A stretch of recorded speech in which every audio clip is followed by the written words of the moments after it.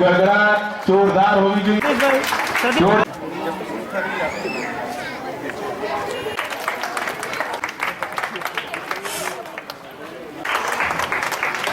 એમનું સ્વાગત આશીષભાઈ કરશે। લાલાભાઈ, હું મહેમાનો ભક્તિ, રાષ્ટ્ર પ્રેમ એટલું તો આપણામાં હોવું જોઈએ કે જે દેશમાં રહેવી, જે દેશનું નામ આપણા અને એની જય બોલવામાં આપણો જમણો હાથ ઊંચો ના થાય તો બહુ શરમની વાત છે।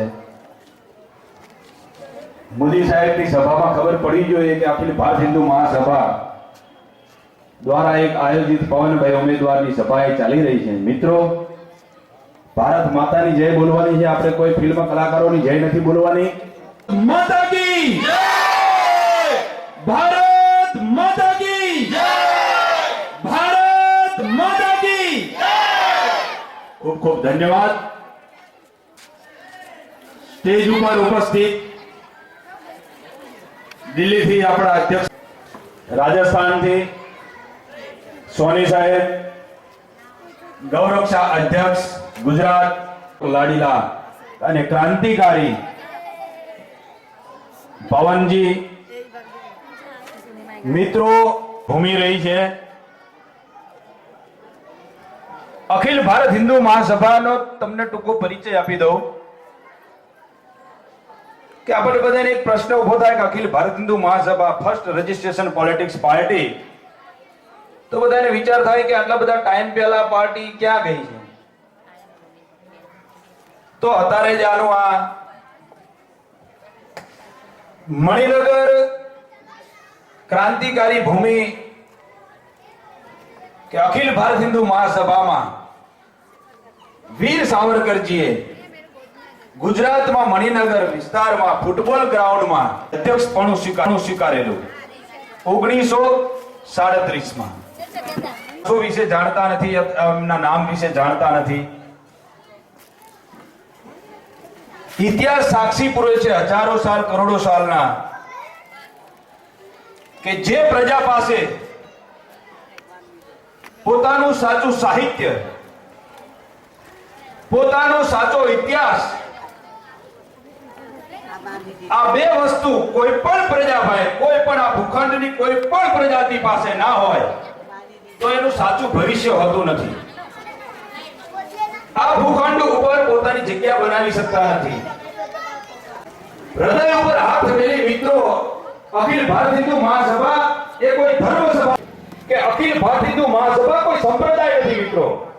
સનાતન સત્ય અખિલ ભારત હિન્દુ મહાસભા એ અસ્તિત્વને ટકાવી રાખવા માટેની લડાઈ, મૂળભૂત આપણી ભારત દેશની પરંપરા, સનાતન ધર્મને આપણા અસ્તિત્વને ટકાવી રાખવાની પરંપરા, લડત, વિચારધારા એ અખિલ ભારત હિન્દુ મહાસભા।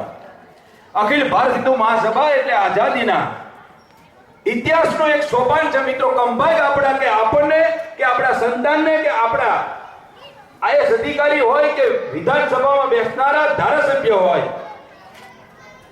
કોઈ પણ અખિલ ભારત હિન્દુ મહાસભા વિશે જ્ઞાન નથી, મતલબ કે આપણે આપણા ઇતિહાસ વિશે જાણતા નથી।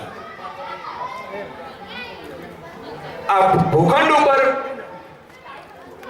रही है, उसको देखते हुए हमें मजबूरी में अखिल भारतीय हिंदू महासभा के हमारे कार्यकर्ताओं को अब चुनाव लड़ाना पड़ रहा है। बाकी हमारा कतई उद्देश्य नहीं था कि हम हमारे कार्यकर्ताओं को ये चुनाव लड़ाए, क्योंकि आगे भी आप देख चुके हो साथियों कि किस तरह से राम मंदिर हमारे हाथों से निकलते निकलते अखिल भारत हिंदू महासभा ने ही इसको बचाया है।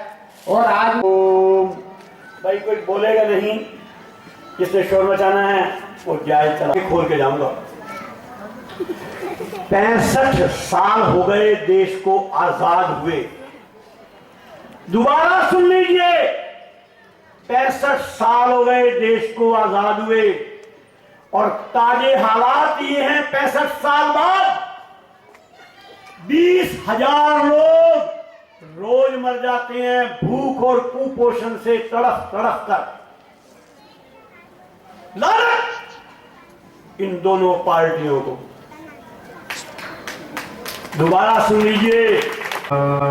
जय जय राम, श्री राम, जय राम, जय जय श्री राम जय जय राम, श्री राम जय जय राम।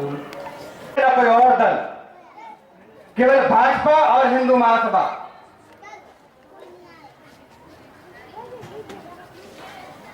टीवी चैनलों में नरेंद्र मोदी के विषय में देखा कि 3D लेटेस्ट टेक्नोलॉजी भाषण हो रहे हैं और कह रहे हैं कि बड़ा आधुनिकरण हो रहा है। साथियों, जो आदमी प्रत्यक्ष जीता जाता आपके समक्ष हो, वो 3D से बड़ा होता है। 3 तो 3 डायमेंशनल।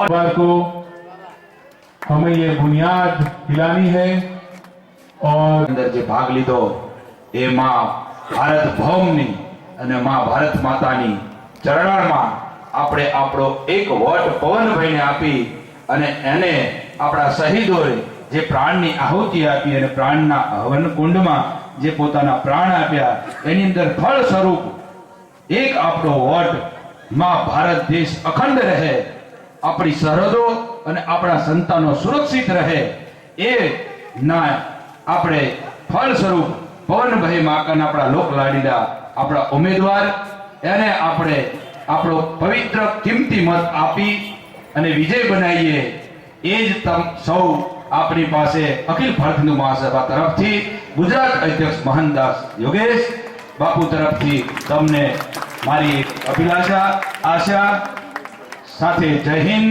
જય હિન્દુ जय महाराष्ट्र।